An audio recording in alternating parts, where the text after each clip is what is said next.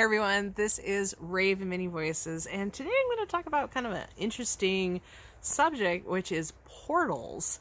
So I think more and more people, as they are really opening up to energy and becoming more aware of their environment around them, are starting to sense these doorways of energy, or also called portals, on the land and also in their homes. So I've been doing house blessings for over 20 years, going into people's homes, helping them to shift the energy, to create energetic boundaries, to release spirits, and also oftentimes identifying portals on their property.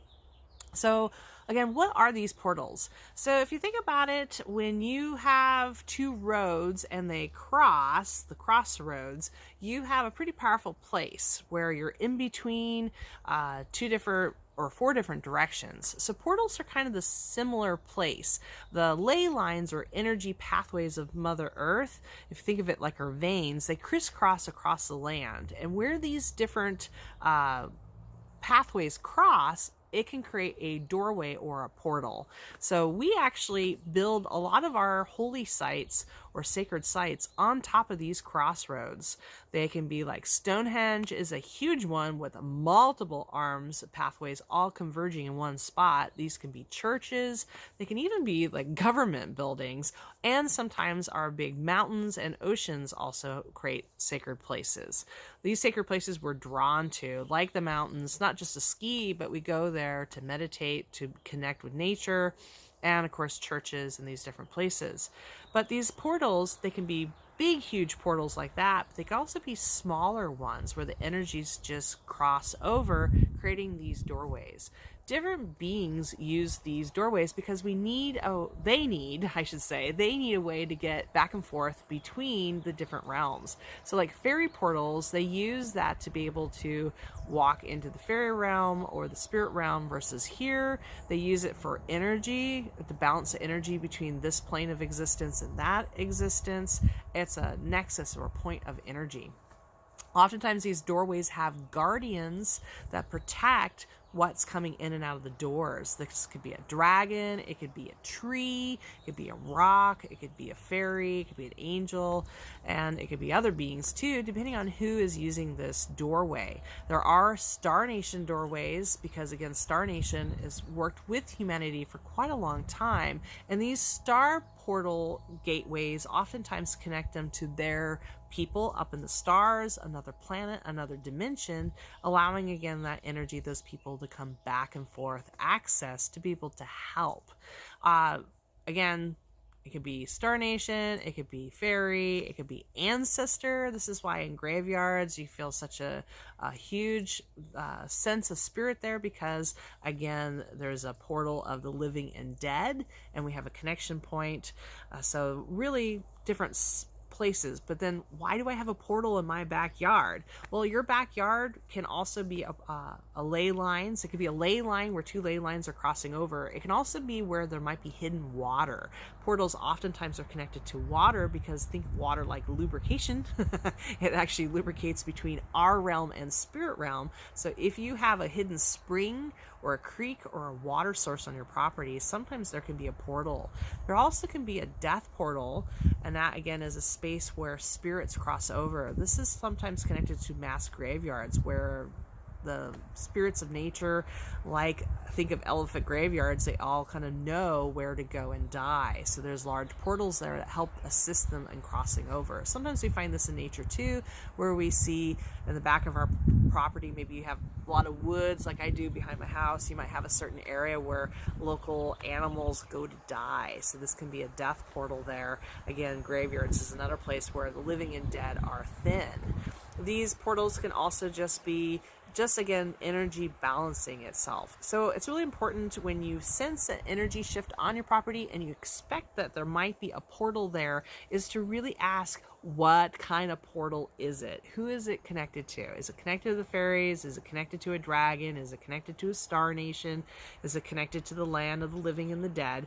Ask what portal it's connected to, and then ask what guardian is guarding it.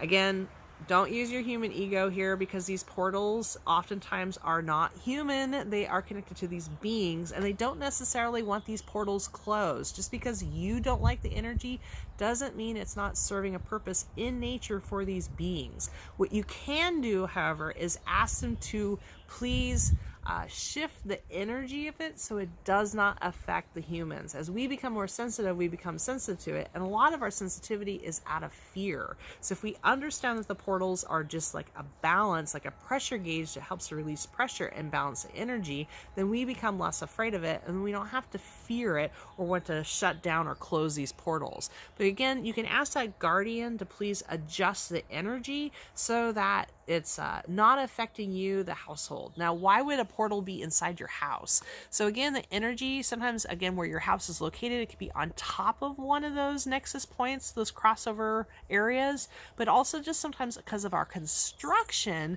we make natural portals of energy where rooms connect, or maybe even an add-on your house, you have a shift of energy. If you have a portal in your house, a small one, again, sometimes you're able to work with your guides and the energy of the land, asking that portal to shift if it's inappropriate, like in your child's closet.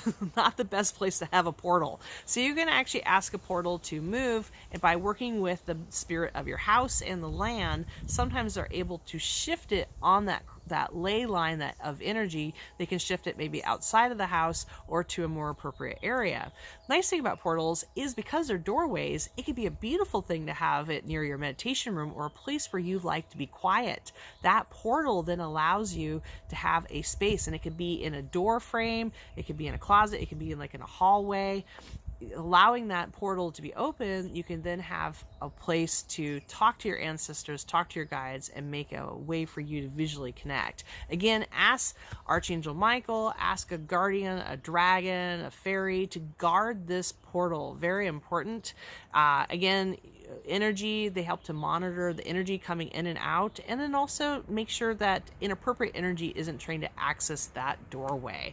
So again, you have the right, being your house or home, to be able to ask for this energy to be copacetic and to work with you. You are part of the land and part of the system. And again, the system, the portals, and all those beings want to work with you because everybody wants to be together. So again, know that you have things you can ask for, but if you have a portal and it's bothering you, or you have a tingling sensation, what do you feel when you feel a portal? It can be like your ears pop when you walk through it, like you're literally underwater, or a change of pressure. It could be a tingling. It could be when you look over there, you're always seeing like lights or fuzziness or shapes walking in and out of a doorway. Lots of different things. Each portal is a little bit different, but those are some pretty common ones you find when you're around portals. So if anything, go portal hunting. Go see if you can find a portal. Again, be kind, use tobacco, introduce yourself, and if you get a no and push, then maybe this is not a portal for you, and there's probably a good reason for it.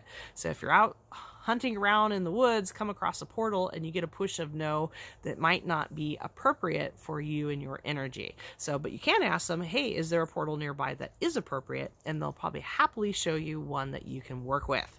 So have fun portal hunting.